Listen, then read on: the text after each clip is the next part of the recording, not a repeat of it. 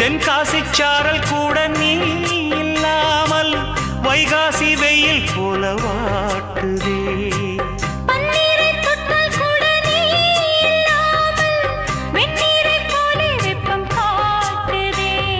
மையளந்த கண்ணும் என் கையளந்த பெண்ணும் மின்சாரம் பாய்ச்சுமா.